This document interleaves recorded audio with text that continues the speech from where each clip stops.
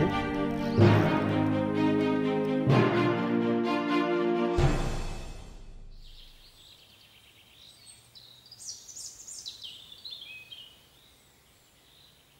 Les amis, j'espère que tout va bien pour vous en cette période difficile. Aujourd'hui, on va parler technique et choix de l'heure, puisque j'espère que très prochainement, on pourra quand même aller pêcher.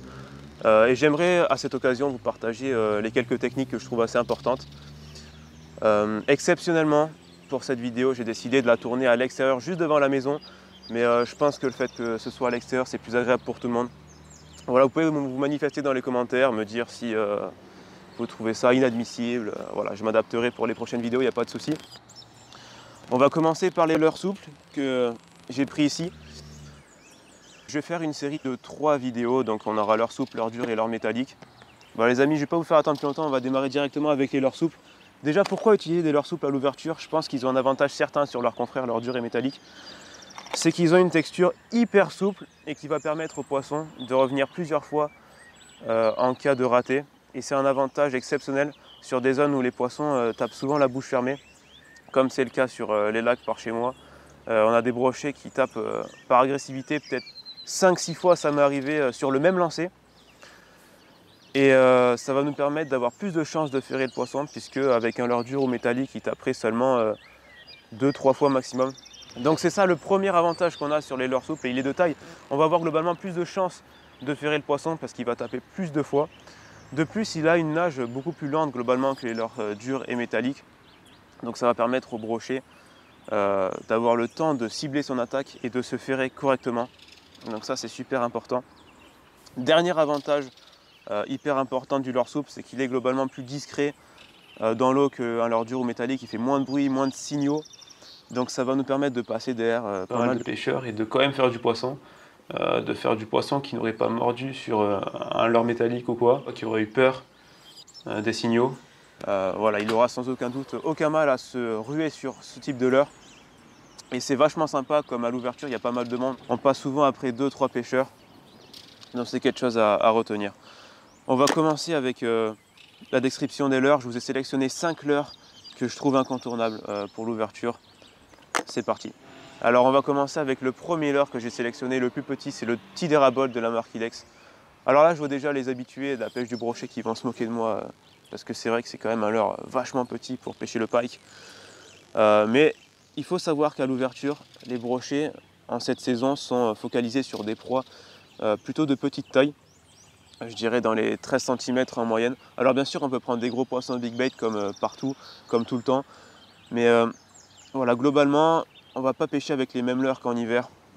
Parce qu'il y a énormément de poissons fourrage et les brochets sont focalisés sur des proies de cette taille-là. Et en plus, ça va nous permettre de prendre beaucoup de poissons, de ne pas les sélectionner. Et c'est une arme redoutable si on veut prendre un maximum de poissons dans la même journée. Donc voilà, le petit dérabole avec un signal œil super important. Donc les poissons vont le repérer de loin. Celui-ci a un coloris assez naturel, mais sur les flancs, il a quand même des signaux assez flashy, violet, vert fluo. Donc il va quand même se faire repérer d'assez loin. Il a une nage vachement serrée avec une petite caudale qui va battre assez rapidement, faire énormément de vibrations. Quelque chose d'assez discret quand même globalement, donc ça va attirer les poissons de loin, mais ça va permettre de décider des poissons qui sont quand même méfiants. Et puis, je pense que c'est pour moi le plus important, on a un système avec un triple qui va pouvoir se détacher du leurre en cas de prise. Donc ça va permettre de préserver la texture du leurre des dents du brochet.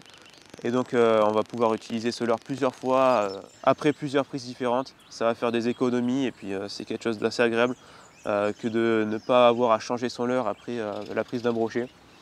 Et puis sinon, le maintien du triple sur le leurre se fait très facilement grâce aux 2 pics de métal.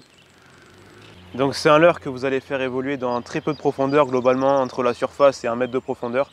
À moins que vous mettiez un plomb devant, mais ça risque de brider la nage du leurre, je ne le conseille pas trop. C'est parfait pour pêcher au-dessus des herbiers, pour faire monter les poissons qui sont planqués dans les herbiers. Voilà, très bon leurre. Le seul souci, c'est faites attention parce qu'il prend beaucoup de basses aussi. À la base, il est fait pour ça. Donc faites gaffe à l'ouverture, les basses sont en repro. Donc attention sur les spots où vous avez du basse. Je privilégie un bas de ligne d'environ 70 centièmes sur ce leurre. Parce que les dents du brochet coupent énormément. Et même si vous allez préserver le plastique du leurre, vous n'allez pas préserver votre ligne. Donc prenez vraiment un gros fluoro, sinon vous allez couper, tout simplement. On va passer au deuxième petit bijou que j'adore, que j'étais obligé de présenter aujourd'hui, c'est le Storm, un leurre Storm 360 GT. Celui-là, il a une particularité, c'est qu'il a des billes insérées dans sa tête plombée, qui d'ailleurs est adaptée parfaitement au leurre. Voilà, vous entendez sûrement les billes. Une couleur, je suis en train de me rendre compte qu'il a de bonnes traces de dents sur le côté. Voilà, la preuve qu'il marche pas mal. C'est une couleur qui marche vraiment bien le vert à l'ouverture, j'ai remarqué, j'ai fait beaucoup de poissons dessus. Ce qui est bien avec celui-là, c'est que je ne sais pas trop pourquoi, peut-être c'est les billes, il prend aussi énormément de perches. Donc c'est sympa à l'ouverture de ne pas vraiment se cibler sur les brochets spécialement. Aussi pouvoir prendre des perches avec les leurres avec lesquels on avait prévu de prendre du brochet. Ça fait toujours plaisir. Et notamment des grosses perches. Pour ce qui est de la profondeur, c'est un peu pareil que le dérabole, mais lui il va plonger quand même un petit peu plus profond. Voilà, il fait 7 grammes, il va plonger disons à 2 mètres à peu près. Après tout dépend le temps qu'on laisse au leurre pour plonger, mais globalement il va évoluer à peu près à 2 mètres.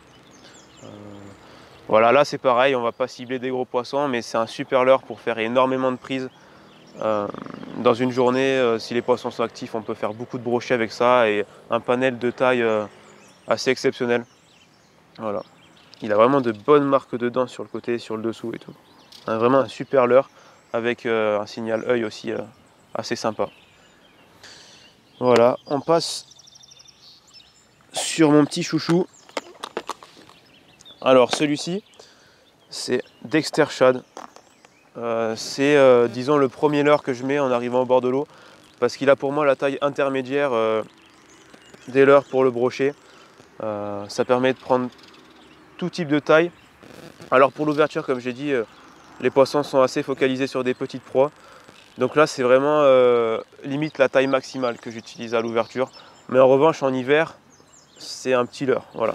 Pour vous expliquer un petit peu le contraste qu'il y a à travers les saisons. Mais j'utilise pas mal à l'ouverture. D'ailleurs vous allez voir son copain que j'utilisais en premier, il s'est fait déchiqueter dans tous les sens. Voilà, ça c'est du brochet. Ce que vous voyez là, c'est du brochet. Donc la preuve, ça met en avant un petit peu son efficacité. Donc contrairement au dérabole, celui-là il aura vraiment une nage assez ample, un rolling super marqué.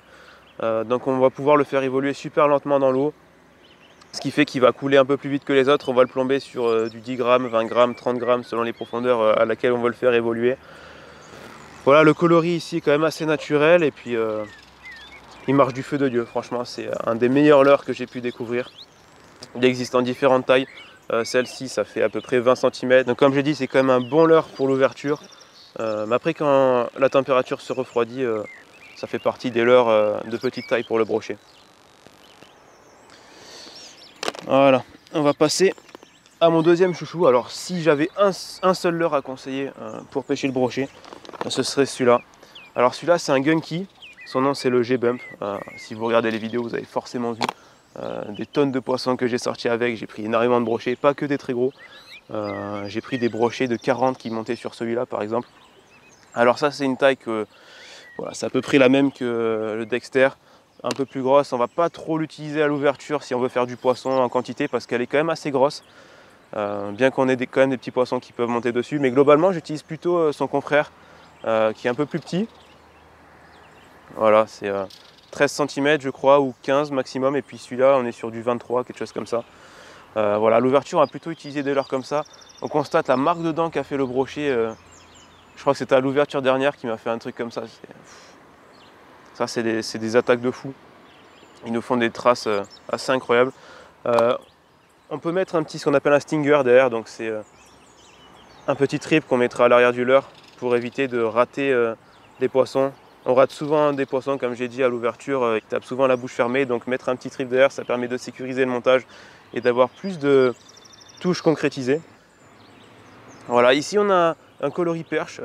J'ai plusieurs coloris, hein. Je l'ai avec un petit contraste noir et blanc pour faire un petit peu coloris gardon. Voilà. J'ai aussi un coloris beaucoup plus naturel. Voilà, petit coloris à blette. Pas mal quand il y a pas mal de poissons fourrage. Celui-ci c'est pareil. Et puis celui-là, quand on a des petites perches qui suivent nos leurres, c'est vraiment très sympa de sortir celui-là parce que les brochets sont très friands des perches. Donc si vous voyez des perches, n'hésitez pas à sortir ce coloris-là. Donc voilà, le Gunky G-Bump. Pas besoin de trop le plomber pour pas brider sa nage. Vraiment, il a une nage assez ample lui aussi. Il faut essayer de conserver cet atout. Pas trop le plomber. Déjà à l'ouverture, les brochets sont souvent concentrés sur les bordures. Même les gros. Pas besoin de le chercher très profond. Donc un super leurre de choix. Et puis on arrive au dernier, les amis. Alors le dernier, c'est un petit leurre que j'ai découvert il n'y a pas très longtemps. Je l'ai acheté chez mon ami Eric du magasin de pêche Fishing Golf. Il a d'ailleurs un magasin en ligne. Je vous incite à aller voir tout ça. Vous avez le lien dans la description. C'est super bien fait. Donc celui-ci, c'est un petit Fox Rage. Et ce que j'adore sur ce leurre, c'est qu'il a un coloris. Vraiment, on ne peut pas faire plus naturel en fait. Et c'est un leurre qu'on va sortir là où les coloris un peu plus flashy, un petit peu plus tape à l'œil ne marchent pas. Voilà, c'est le leurre naturel par excellence. Il va avoir une nage assez serrée lui aussi, il ne va pas faire des vibrations exceptionnelles. Il a une taille assez intermédiaire, une taille que je dirais parfaite pour l'ouverture, puisque voilà, c'est le genre de gardon que les brochets défoncent à l'ouverture. Voilà, ils adorent ce type de proie, avec une armature parfaite. C'est une armature qui est déjà implantée dans le leurre, faite par Fox Rage, donc c'est vraiment de la qualité. Et puis vraiment, je suis bluffé par le coloris, et, il est remarquable. Je pense qu'ils ont imprimé des écailles de gardon et qu'ils l'ont foutu dessus, un peu à la manière de Savage Gear. Ils font à peu près, ils ont le même concept, je pense. C'est quelque chose d'assez bluffant et je pense que les brochets le remarquent, ça passe pas inaperçu. Et ça se confirme quand on voit les résultats qu'a ce leurre. On remarquera un signal rouge sang sur les nageoires, donc un signal qui affectionne énormément le brochet. Le rouge sang, vraiment, ça lui donne envie d'attaquer. On le retrouve aussi sur les yeux. Celui-ci a une plombée interne, si je me souviens, elle est quand même assez lourde. Donc ça va nous permettre de laisser couler le leurre et de prospecter des profondeurs plus importantes qu'avec les autres leurres que j'ai présentés précédemment. Voilà, ça fera partie de mes chouchous pour l'ouverture, j'utiliserai sans aucun doute. Le petit Fox Rage. Alors chez la marque Fox Rage, vous avez une gamme de leurres comme celui-ci assez impressionnante. Vous pouvez retrouver tout ce que vous voulez. Si vous cherchez un type de leurre à utiliser, c'est certain que vous allez trouver votre bonheur chez Fox Rage. Voilà, c'est une marque assez remarquable. Je vous invite à aller voir tout ce qu'ils font. Les amis, je pense qu'on a fait le tour. On a parlé rapidement de tous les leurres que je vous conseille d'utiliser à l'ouverture. Voilà, si vous avez aimé la vidéo, n'hésitez pas à la liker, ça fait toujours plaisir, c'est assez sympa. Si vous avez des questions d'ailleurs, n'hésitez pas à les poser, je me ferai un plaisir d'y répondre. Et puis voilà, on va se retrouver pour l'épisode 2 concernant les leurres dures. On va partir sur les leurres dures. Ça risque d'être très intéressant. Et puis encore une fois, n'hésitez pas à aller voir le compte Instagram de la chaîne sur lequel je mets quelques précisions et des bêtises aussi. Donc voilà, sinon je vous souhaite une agréable semaine tout le monde. Allez, à bientôt!